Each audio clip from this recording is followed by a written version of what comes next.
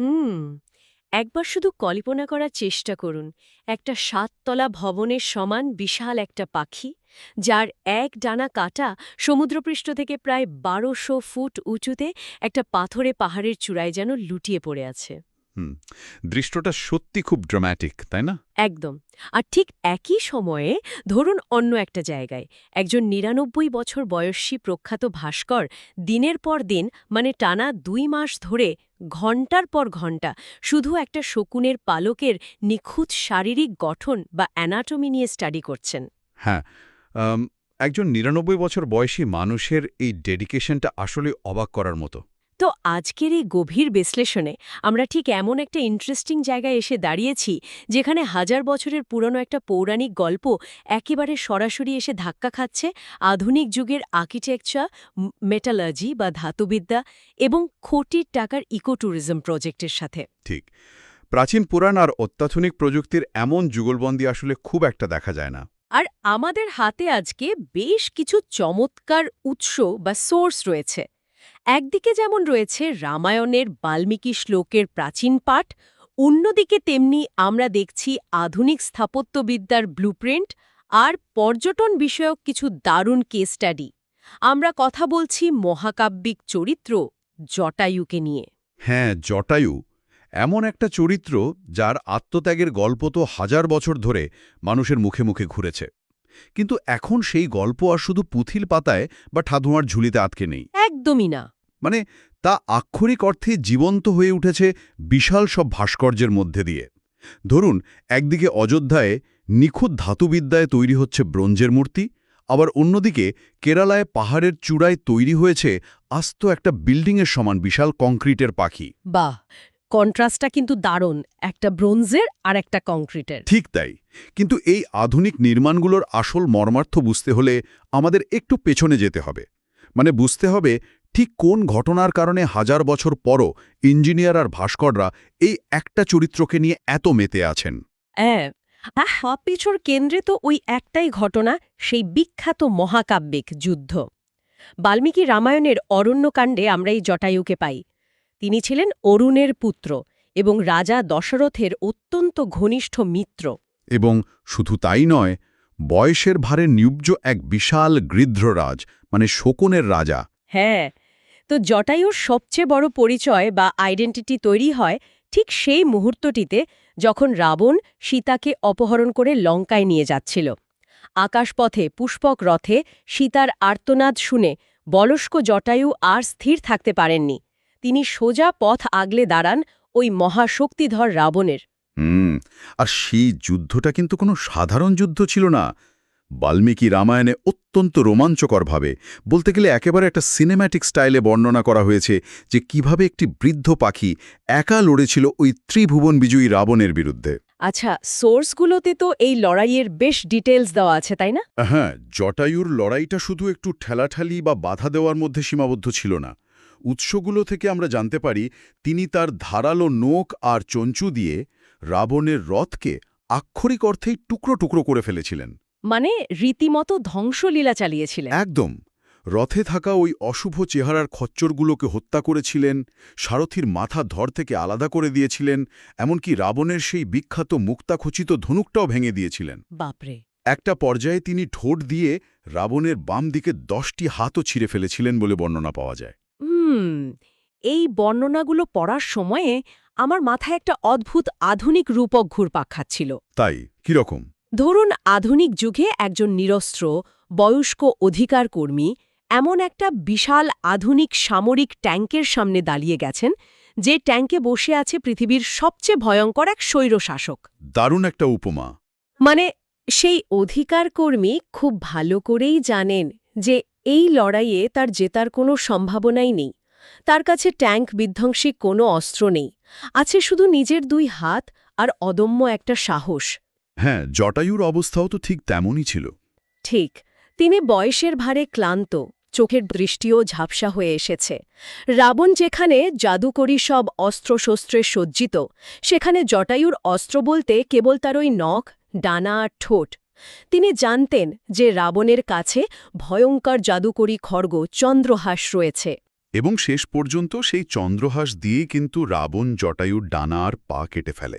হ্যাঁ, আর এখানেই আমার আসল প্রশ্নটা। মানে জটায়ু তো বোকা ছিলেন না। বয়স্ক, শারীরিকভাবে দুর্বল এবং নিশ্চিত মৃত্যু জেনেও কেন তিনি এই অসম যুদ্ধে ঝাঁপিয়ে পড়লেন? হুম এই কেনর উত্তরটাই হলো আসলে জটায়ু চরিত্রের মূল নির্যাস। জটায়ুর জন্য এই লড়াইটা শুধু শারীরিক শক্তিমত্তার বা ব্যক্তিগত কোনো শত্রুতা লড়াই ছিল না, এটি ছিল মূলত ধর্ম বা কর্তব্যের লড়াই।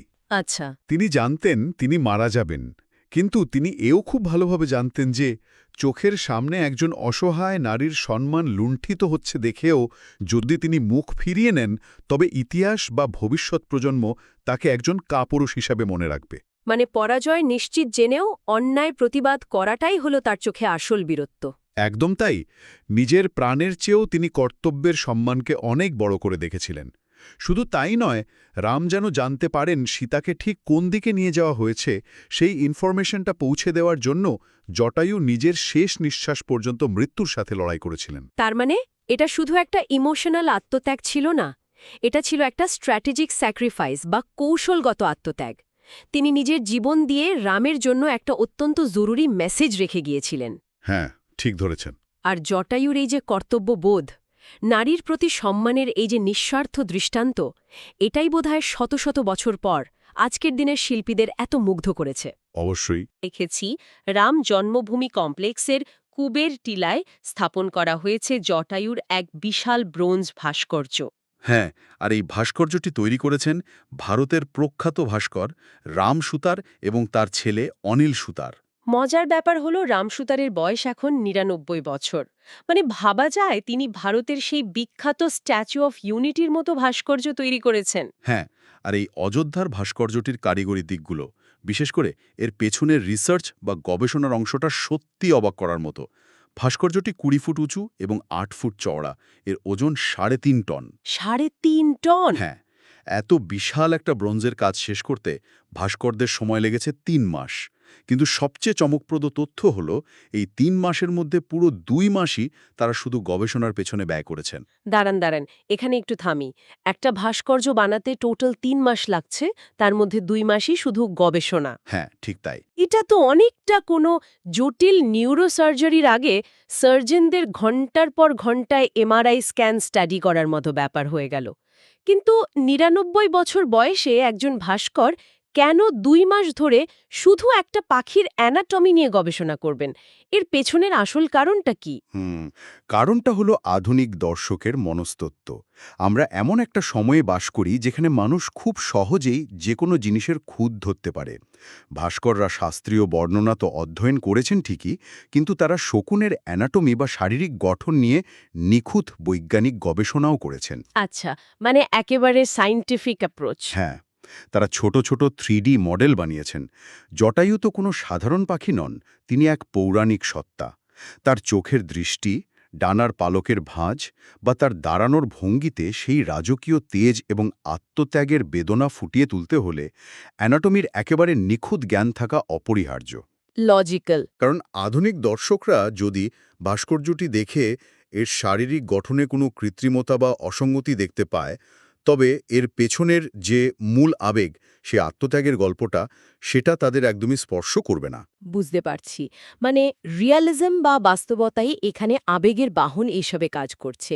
আর এর মেটালার্জি বা ধাতুবিদ্যা নিয়ে যে ডেটাগুলো আমরা পেয়েছি, সেটাও বেশ চমকপ্রদ। হ্যাঁ, খুবই স্পেসিফিক একটা অ্যালয় ব্যবহার করা হয়েছে। ওই যে ৩.৫ টন ওজন, মানে দুটো মাঝারি সাইজের এসইউভি গাড়ির সমান ভারী এই ভাস্কর্য, এটি একটি বিশেষ সংকর ধাতু দিয়ে তৈরি। সোর্সে বলা আছে এতে রয়েছে ৮৫% তামা, ৫% টিন, ৫% দস্তা এবং ৫% সীসা। একদম নিখুঁত হিসাব। এখন আমার মতো সাধারণ মানুষের মনে প্রশ্ন জাগতেই পারে, তামা আর ব্রঞ্জ তো বুঝলাম, কিন্তু এই টিন, দস্তা আর সীসা ঠিক ৫% করেই কেন? এই নির্দিষ্ট মিশ্রণটার আসলে বৈজ্ঞানিক কারণটা কি? হুম, এটা মেটালার্জির একটা দারুণ বিষয়।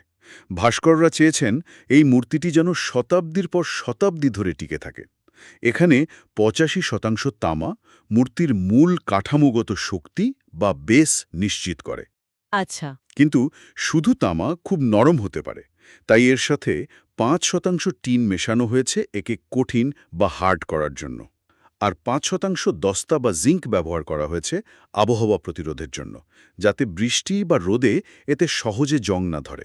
ও, ওয়েদার প্রুফিংয়ের জন্য জিঙ্ক। আর সীসা? সবচেয়ে ইন্টারেস্টিং হল ওই 5% সীসা বা লেডের ব্যবহার। সীসা গলিত ধাতুকে অনেক বেশি তরল বা ফ্লোই করে তোলে। মানে ছাঁচে ফেলার সময় সুবিধা হয়। ঠিক, যখন ছাঁচের ভেতর এই গলিত মিশ্রণ ঢালা হয় তখন সীসার কারণে এটি ভাস্কর্যের একবারে সূক্ষ্ম কোণায় কোণায়, ধরুন পালকের সূক্ষ্ম ভাঁজে বা চোখের মণি পর্যন্ত খুব সহজে পৌঁছে যায়। বাহ!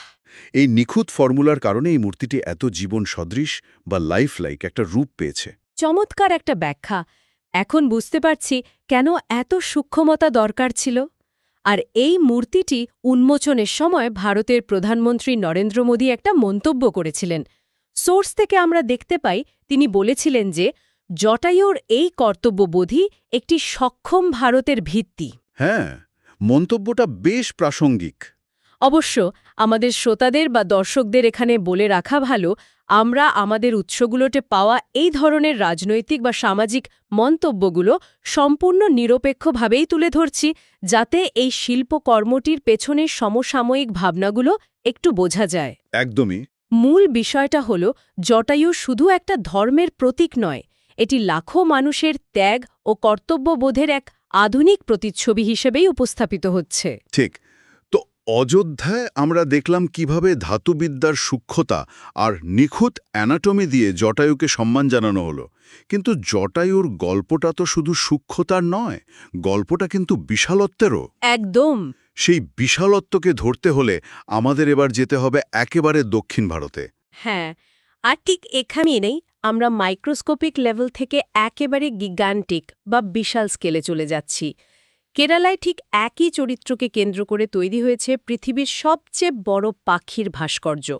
অবিশ্বাস্য একটা প্রজেক্ট। মানে এটি কেবল দূর থেকে দেখার জন্য নয়, আক্ষরিক অর্থেই মানুষের ভেতরে প্রবেশ করতে পারে। আমরা কথা বলছি কেরালার চাদায়ামাঙ্গালমে অবস্থিত জটায়ু আর্থ সেন্টারের বিষয়ে। এই জায়গাটা ভৌগোলিকভাবেই অত্যন্ত বিস্ময়কর। সমুদ্রপৃষ্ঠ থেকে 1200 ফুট উঁচুতে একটি পাথরে পাহাড়ের উপর এটি অবস্থিত। প্রখ্যাত ভাস্কর ও চলচ্চিত্র নির্মাতা রাজীব আঁচল তার জীবনের টানা 10 বছর সময় ব্যয় করেছেন এই ভাস্কর্যটি নির্মাণ করতে। 10 বছর? হ্যাঁ, আর এর আয়তন শুনলে যে কারোর চোখ কপালে উঠতে বাধ্য। কংক্রিট এবং স্টেইনলেস স্টিল দিয়ে তৈরি এই পাখির ভাস্কর্যটি 200 ফুট লম্বা, 150 ফুট চড়া এবং 70 ফুট উঁচু। 70 ফুট উঁচু, মানে একটা 7 তলা ভবনের সমান। বিশাল একটা পাখি, যার পুরোটাই কংক্রিটের তৈরি। ঠিক তাই। আর এই পুরো জিনিসটাকে 1200 ফুট উঁচু একটা পাহাড়ের চূড়ায় বানানো হয়েছে। ভেবে দেখুন তো, এত বিশাল পরিমাণ রড, সিমেন্ট আর নির্মাণ সামগ্রী পাহাড়ের চূড়ায় তোলাটা কতটা ভয়ের এবং লজিস্টিক্যাল দুঃস্বপ্নের মতো ছিল। সত্যি একটা ইঞ্জিনিয়ারিং মার্ভেল। আর এই ভাস্কর্যের শুধু বাইরের দিকটাই বিশাল নয়, এর পেটের ভেতরেও রয়েছে 15,000 বর্গফুটের এক বিশাল জায়গা। এই জায়গার ভেতর তৈরি করা হয়েছে একটি ডিজিটাল মিউজিয়াম এবং একটি 60 থিয়েটার, যেখানে অডিও ভিজুয়ালের মাধ্যমে জটায়ু ও রাবণের সেই মহাকাব্যিক যুদ্ধ দেখানো হয়। হ্যাঁ, দর্শকদের এক্সপেরিয়েন্সটা পুরো অন্য লেভেলের। কিন্তু এখানে আমার একটা বড় ধরনের খটকা লাগছে। তাই? কি ধরনের খটকা? দেখুন, শিল্পীরা তো সাধারণত নায়কদের বিজয়ী রূপে দেখাতে পছন্দ করেন, তাই না? আমরা যেখানেই কোনো বীরের ভাস্কর্য দেখি তিনি তলোয়ার হাতে শত্রুকে বধ করছেন, ঘোড়ার পিঠে বীর দর্পে বসে আছেন, বা বুক ফুলিয়ে একদম গর্বিত ভঙ্গিতে দাঁড়িয়ে আছেন। হ্যাঁ, এটাই তো ট্রেডিশন। কিন্তু কেরালায় পৃথিবীর সবচেয়ে বড় পাখির যে ভাস্কর্যটি বানানো হলো, সেখানে জটায়ুকে দেখানো হয়েছে পিঠের ওপর পড়ে থাকা একজন আহত মুমূর্ষু যোদ্ধা হিসেবে, যার এক ডানা কাটা, যে যন্ত্রণায় তাতরাচ্ছে। একজন বীরকে কেন এমন পরাজিত আর মুমূর্ষু অবস্থায় তুলে ধরা হলো? এটা হয়তো এই পুরো পর্যটন কেন্দ্রটির সবচেয়ে গভীর দর্শনের জায়গা। মানে রাজীব আঁচল অত্যন্ত ভেবেচিন্তেই এই নকশাটি করেছেন। আচ্ছা। জটায়ুকে যদি উড়ন্ত বা রাবণকে আক্রমণ করার ভঙ্গিতে বিজয়ী রূপে দেখানো হতো, তবে তা হয়তো শুধু পেশিশক্তি বা ক্ষমতার প্রতীক হতো। কিন্তু পিঠের ওপর পড়ে থাকা আহত ডানাকাটা জটায়ু আসলে কোনোভাবেই পরাজয়ের প্রতীক নয়। তাহলে এটা কিসের প্রতীক? এটি অসীম বীরত্ব এবং নারীদের সম্মান রক্ষার্থে সর্বোচ্চ ত্যাগের প্রতীক। এই ভাস্কর্যটি স্পষ্টভাবে নারী নিরাপত্তা এবং সম্মানের প্রতি নিবেদিত। আহত রূপটি আমাদের একটা খুব শক্তিশালী মেসেজ দেয়। ক্ষতগুলোই হলো বীরের সবচেয়ে বড় অলংকার বা মেডেল। বাহ! যখন কেউ নিজের জীবনের মায়া তুচ্ছ করে নিশ্চিত পরাজয় জেনেও অন্যের জন্য লড়াই করে, তখন তার সেই হারটাই সবচেয়ে বড় জয় হয়ে দাঁড়ায়। অসাধারণ।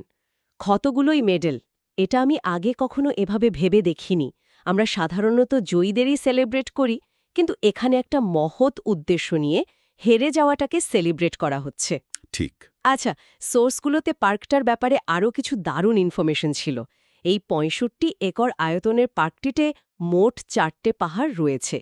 দর্শনার্থীরা যখন এই পাহাড়ের চূড়ায় ভাস্কর্য পর্যন্ত পৌঁছাতে চান, তখন তাদের সামনে বেশ রোমাঞ্চকর কিছু পথ খোলা থাকে। হ্যাঁ, যাতায়াতের অপশনগুলো বেশ ইন্টারেস্টিং। যারা ট্রেকিং ভালোবাসেন তাদের জন্য রয়েছে ৮২৬ ধাপের একটি পাথুরের সিঁড়ি। যারা একটু আরামে যেতে চান তাদের জন্য রয়েছে অত্যাধুনিক সুইস কেবল কার। আর যারা একটু লাক্সারি খুঁজছেন, তাদের জন্য রয়েছে একেবারে হেলিকপ্টার বা হেলি ট্যাক্সি। আকাশ থেকে চারদিকের ওই সবুজ উপত্যকা আর পাহাড়ের চূড়ায় পড়ে থাকা বিশাল পাখির দৃশ্যটা যে কতটা শ্বাসরুদ্ধকর হতে পারে তা ভাবাই যায় না। এবং এই পার্কটি কিন্তু শুধু একটি ভাস্কর্য দেখার জায়গা নয়, এটি ইকোট্যুরিজমের এক মাস্টারপিস। একদম। এখানে zip lining, rock climbing, paintball এবং লেজার ট্যাগের মতো রোমাঞ্চকর সব অ্যাডভেঞ্চার অ্যাক্টিভিটি রয়েছে। আবার শান্ত পরিবেশ যারা খুঁজছেন তাদের জন্য পাহাড়ের গুহায় রয়েছে সিদ্ধা হিলিং কেভ বা আয়ুর্বেদিক চিকিৎসা কেন্দ্র এবং গ্ল্যাম্পিং করার সুবিধা।